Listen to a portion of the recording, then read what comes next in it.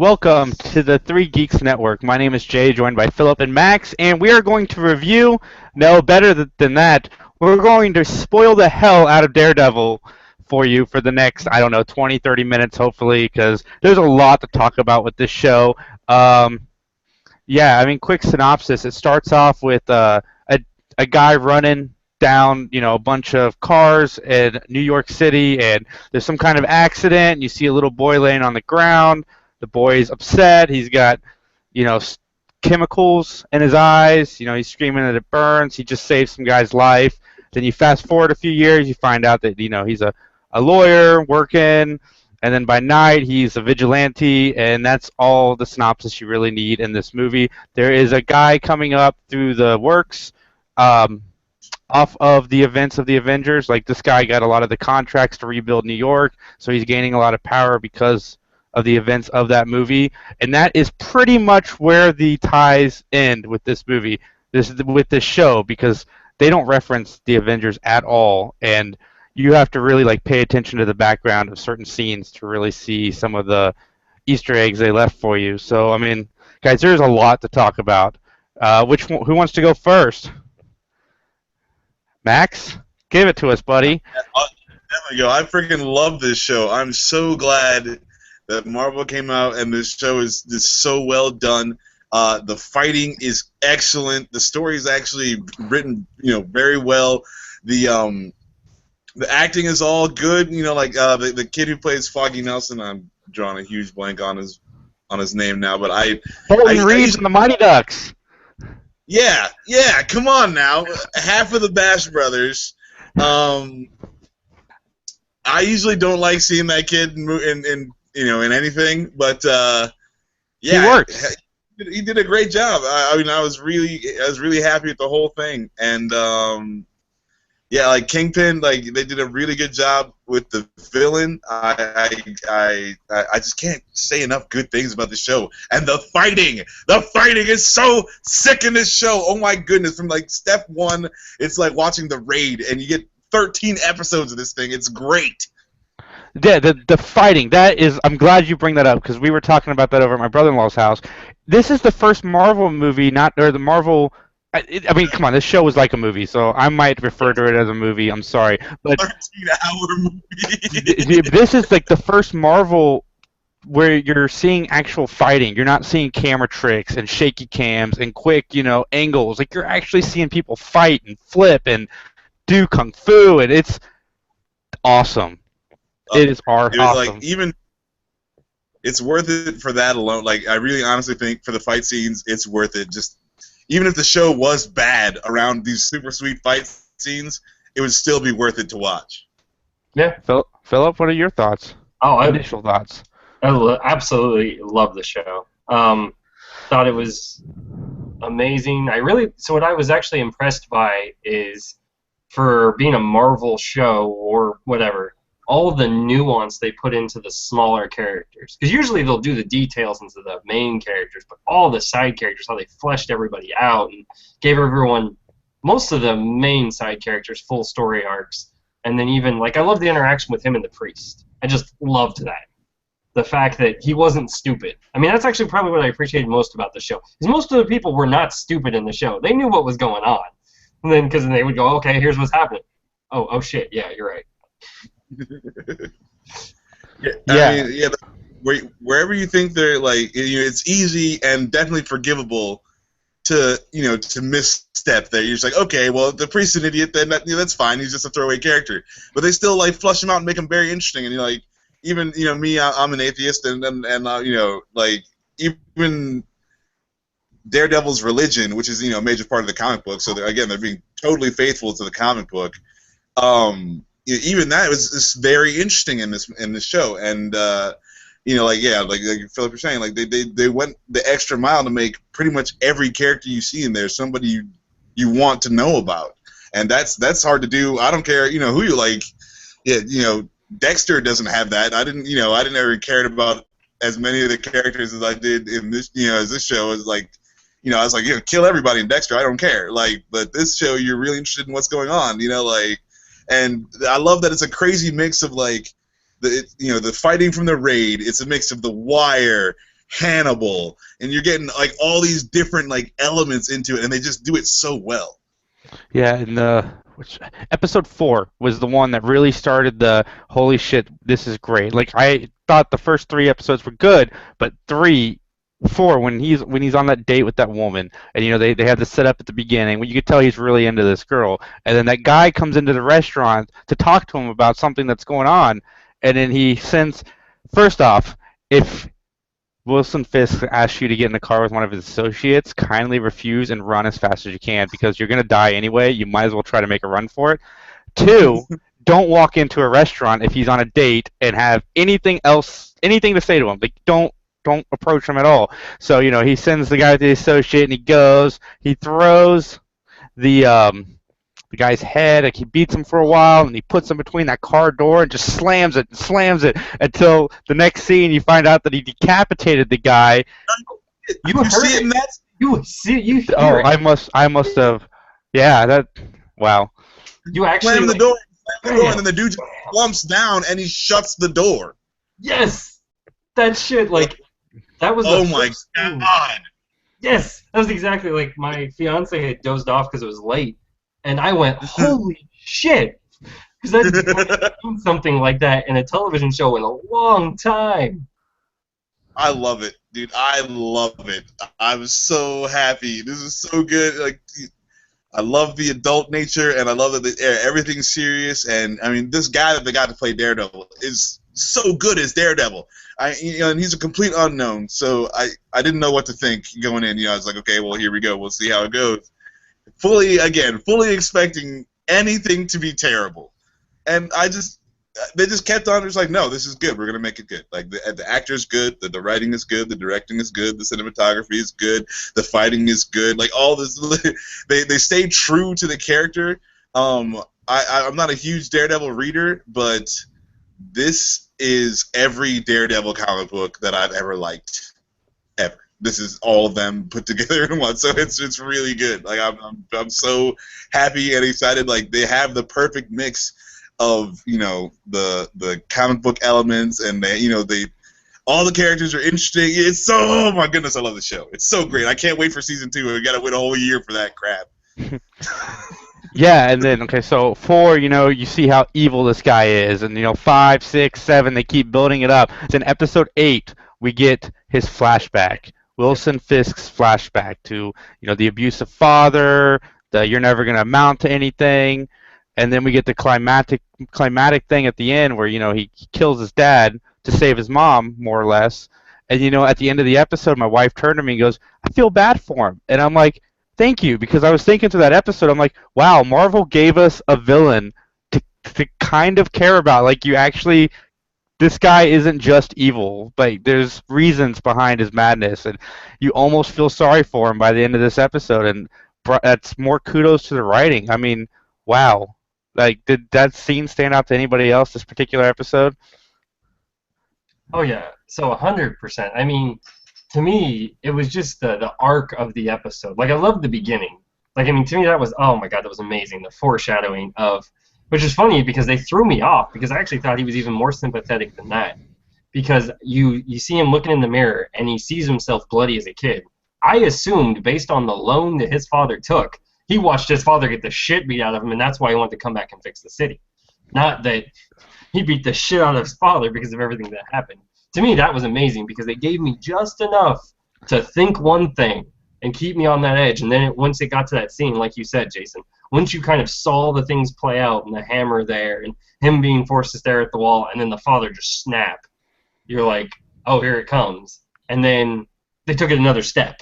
I mean, because it's one thing if a kid, takes down the father just to save his mother. But no, he didn't stop at that. He doesn't stop until he's bloody. It was awesome. Max? Yeah, no, this whole the whole Kingpin arc I thought was really, really good.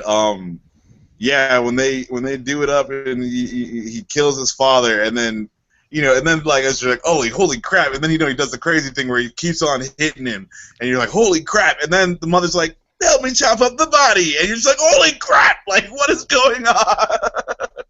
No, it was great. It was so good. It was it was really dark, and you're just like wow, I can't believe you never saw it going there. And yeah, like when he looks in the mirror and they have that foreshadowing of like, or you're just wondering if that's what he sees all the time.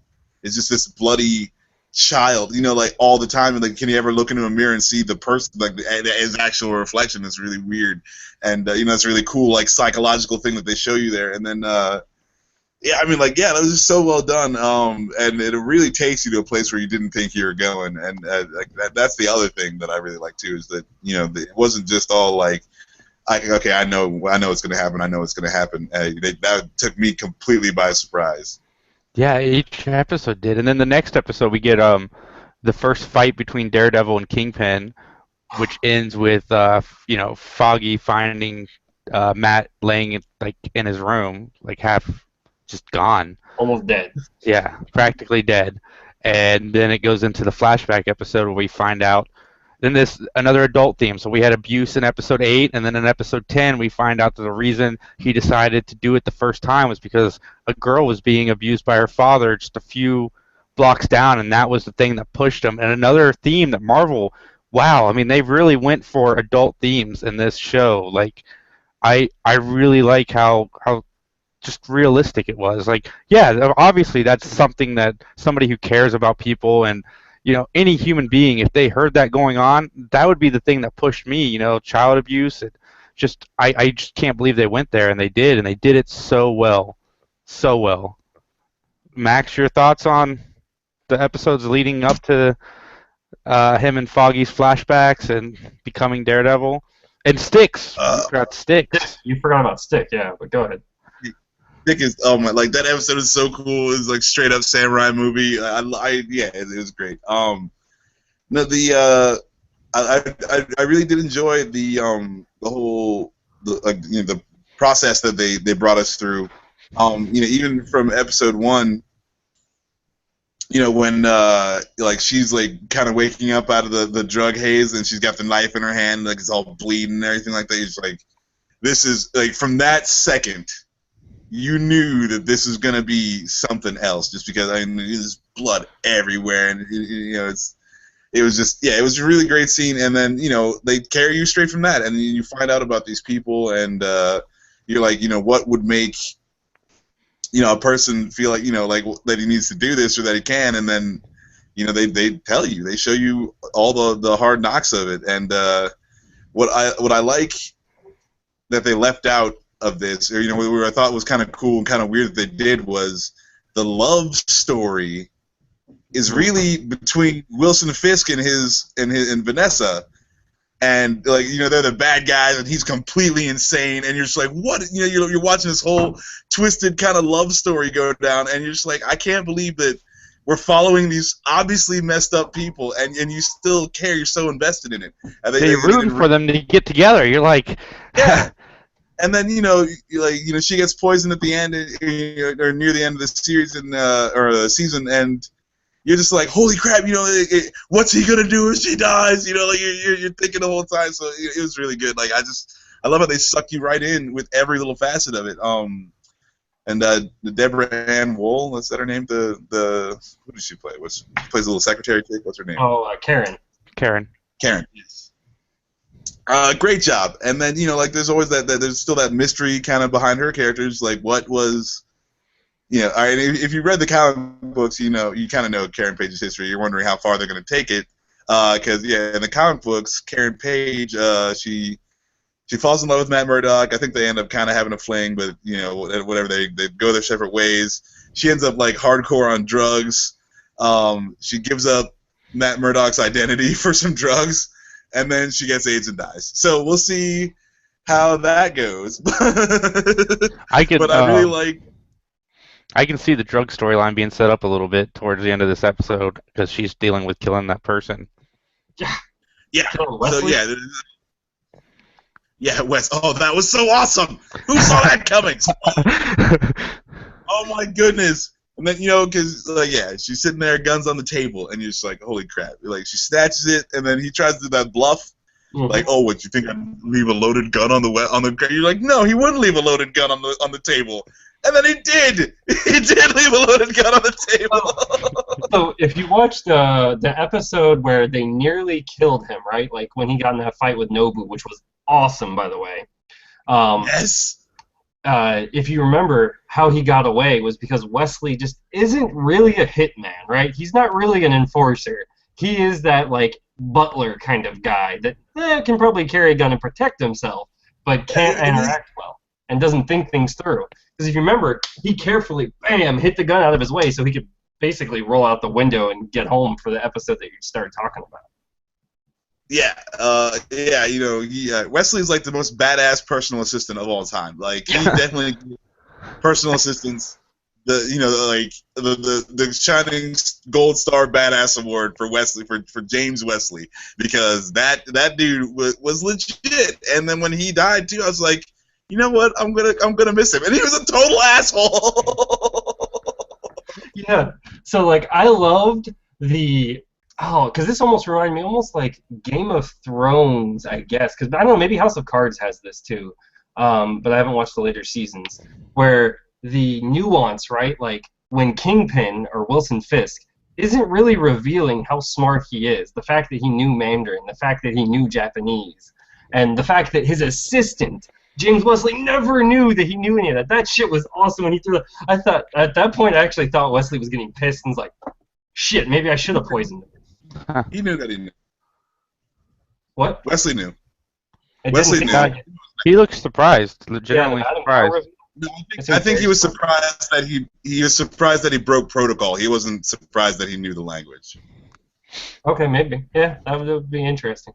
Because I don't see, with as close as they were, that he doesn't know that. Like, there's no way. I mean, I told you I would be very paranoid on Wilson Fisk, right? Yeah, exactly. But no, I think that he was just surprised that they were letting go of that level of security. Oh, well, she called him on it, so she can't disrespect her because.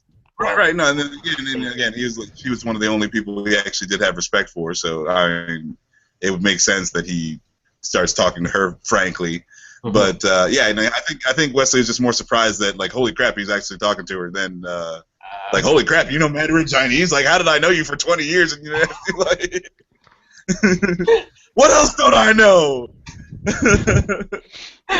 So Murdoch goes and finds a guy who designs Kingpin suits, because there's some kind of armor type stuff that helps keep him from getting hurt, and gets his suit, which I kind of liked the suit in the beginning of the movie. You know, the way he wore the thing, I thought that was really cool, even though the Daredevil suit at the end was pretty cool. I like that too.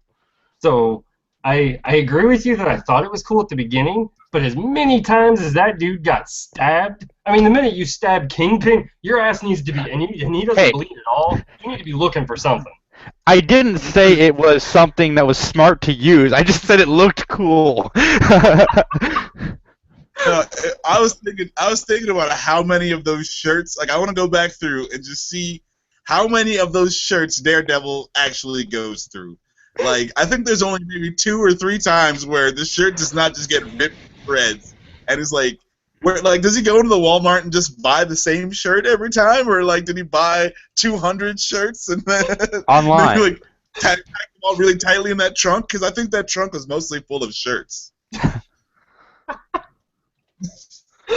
So then they get one of Fisk's guys to turn on him. You know, he turns in the cops that are on the payroll, and they make some arrests, and they finally arrest Fisk. They got him in the back of the van, and then some of the cops they didn't arrest show up, and there's a huge war on the bridge, and then they get him out. He runs away, and then they have their big confrontation. It's Daredevil versus Kingpin, and I like that fight because it didn't last for an hour. It was short, sweet, to the point. You got a nice fight. He lives to escape from prison later, cause some havoc. I love the way this ended. Max, how do you? I mean, just to speak on the costume again, really quick. I thought it was really good, and that was again pulled straight out of the comic books.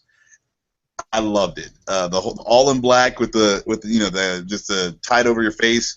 That's directly out of the comic books, directly out of Man Without Fear, my favorite Daredevil run, Frank Miller's. That they got a lot of this show from the Daredevil, Frank Miller's Man Without Fear, and it's so good. But yeah, at the end, he's got the. I liked that Fisk had the armor first. It's not like there's a superhero suit guy that he goes. He's like, holy, he didn't even know that it existed before he fought. He's like, I should have cut that dude in half, and the body armor really works. So, I like that. That's how he ends up with the suit. The end product suit, I'm actually okay with. I dig it. I can get down. I see what they had to do for TV, and I like where they went. The last whole scene where even when Fisk is telling that story about how the Good Samaritan and how this whole time he thought he was the Good Samaritan, and it turns out he's the bad guy who jumps him on the road. I was like, yes, man, like that is the Kingpin. Like I am the ill intent, and that's so great. And yeah, like that, all that was so well done. The SWAT guys, like they're all super army style, taking dudes out, but even those guys are dropping kind of fast too. So it was really, really well done. The fight scene was great. The only thing I didn't like was that he had his little stick thing built, like this his two sticks that connect together, and he uses them billy clubs and stuff like that. I think there should have been another step with that. Like maybe next season he's got the sticks now, but they probably should have just kept him with the wooden sticks all throughout this season. But I mean, like that's just a little minor thing. Yeah, it was all really good. It's so good, the whole thing. Philip? Yeah. So speaking of his talk, that made me, and that's why I love the show so. I mean, it's like it just happens to be Marvel is the way I look at it, because it would not like the foreshadowing that Madame Gao when they have the conversation of you're conflicted, you either need to be evil or good. There is no in between. And it was that foreshadowing, and then when he started speaking of that, I immediately knew where he was going. I was like, holy shit, they're going back. Like, that was like 5 or 6 episodes previously. I was like, oh my god. I was like, how the hell are they doing this? I mean, this is one of the better shows I've seen in a very long time, and I'm rather impressed. And like, I love that end fight scene. Like, it wasn't one-sided either. I mean, it was so equal, and each one had their ups and their downs, and it was bloody, violent, brutal. And it was funny because my fiance was sitting next to me watching it, and she's like, he has to kill him. Like, there's no option here because he is going to get out and like go after them. And I'm like, I agree, baby, but for the show, I don't want him to kill him. No, you can't. He's just too good.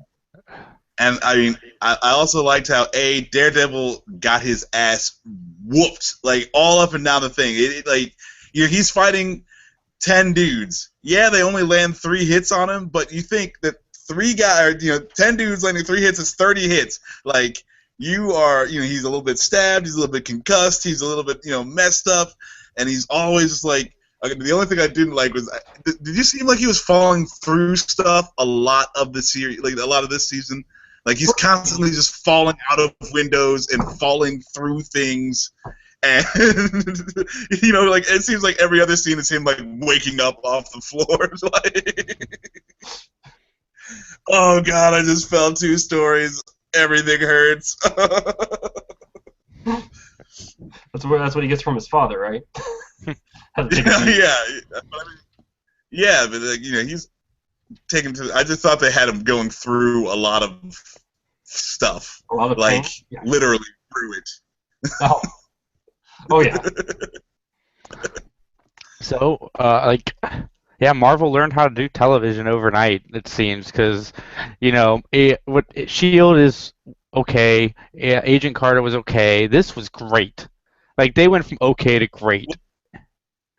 What's that? It's also the shift. It's like, okay, well, these shows are coming on like network television versus if you give Marvel the legs, they're like, okay, we're doing a Netflix show, so it's not even like they're doing something on HBO. They have total freedom to do whatever they want, and it's for adults. And look what we get. Like, it's so awesome. Marvel was like, you thought We didn't know anything about it, but we're going to show you guys the whole next level of it. Like now, everyone's got to compare to this. Yeah, and what's was cool about the fact that it was dark and gritty, it still had the Marvel humor in it. Like there was still the Marvel humor, the stuff that you would see in an Avengers and the stuff you would see in an Iron Man. It just it worked within the like it was still there, but it wasn't as in your face as maybe some of the other stuff. But you could definitely tell it was a Marvel project, and I really like that. And the other thing I really like that they did with the comic books is there's a lot of foreshadowing for, like all this mystical ninja stuff that Daredevil gets into in the comic books, like with Stick. Stick at the end. When he goes to meet that guy, and the dude's all like cut up and got the scars on him. That's all straight like mystical Daredevil stuff, and I'm super down for it. The cocaine that dragon image or that serpent image that's on the cocaine, that's like from a villain called the Steel Serpent in the comic books. So and they called it Still Serpent in the show. So that's a little like throw in there a little Easter egg or whatever, and yeah, I just can't wait to see. Like, I'm super excited for the Iron Fist show because that's just a straight up kung fu craziness, and I can't wait to see what they do. Like, they've got a lot of the foundation set up for these next Marvel shows coming out. I never really followed the character of Jessica Jones, so that's going to be an interesting show for me because I get to kind of be like everybody else and not know what the fuck is supposed to be going on. But when they make Luke Cage and the Iron Fist shows, like it's just gonna be straight up brawling action, and I'm ready for it. Like they've done such a good job, and you can tell they're setting up the foundation for all of this stuff to go down. Yeah, like for me, I'm really excited to kind of see where they take that whole thing with Stick because it felt like there was so much there, and then they're just like, and we're done, and I'm like, what? I want more. Give me more of that. Yeah, it was a nice setup. I mean, it really was. You could tell there's more to come, and I can't wait for a second season. Yes. Like, I can't. It's super stoked. And there were Avengers Easter eggs in this show, but they were very not in. Like, you have to have a magnifying glass and pause. Like in Ben's office at the newspaper, you could see in the background a newspaper article with the Incredible Hulk fighting one of the villains from the Avengers, and then on the other side of the screen, you can see another newspaper clipping with one of the worm creatures from the Avengers, and it says "Battle for New York," and then it's got the newspaper article. I like how they did that. Like we don't need it in our face, like we got with Agent Carter and we get with Shield. Like this is another story just happening in the same universe. Like we don't constantly walk around talking about what's going on in New York, do we? I mean, we don't have constant conversations about like politics and all these tragedies.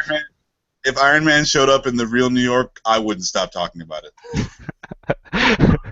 I guess that's fair. I know our buddy Max wants to get off to his Game of Thrones season premiere. But yeah, Netflix, great job. The casting director for Daredevil was also the casting director of House of Cards, Gone Girl, and I think Seven. So Netflix, great job. And Marvel, great job. For me personally, this show is a 9 out of 10. That's right. I almost went with a 10 out of 10, but I didn't. It's a 9 out of 10, and it deserves it from personally. Max, your score for Daredevil? 9 out of 10, just because nothing's perfect. But, yeah, 9 out of 10. This show is amazing. Philip? Same, 9. I mean, just so much of the setup throughout. I mean, they didn't really make very many mistakes. It was amazing. D'Onofrio, great job. You stole the show in this movie, television show, Did we talk whatever. about how? What's that? Did we talk about how he reminds me of Edgar from Men in Black in this a little bit, just like the way the choppy way he talks sometimes, and it seems like it's hard for him to kind of make the words. I really just get this feel of Edgar from Men in Black. I haven't seen that in so long. But anyway, check out our Three Geeks Network. Max will be reviewing Game of Thrones later this evening. We've got our normal podcast on Tuesday. We've got Animaniacs on Wednesday. We've got Sports Nerds on Thursday. We've got our horror show on Saturday, which we still don't have a name for, but we're leaning towards Scaredy Geeks. Dan came up with it. It should be fun. Check us out on iTunes. Check out our buddy Mike at youtube.com/Mike McGTV. He has another one of these videos too. Jay, Max, Philip, the OGs together. It's the first time it's been the three of us for a while. Have a great night.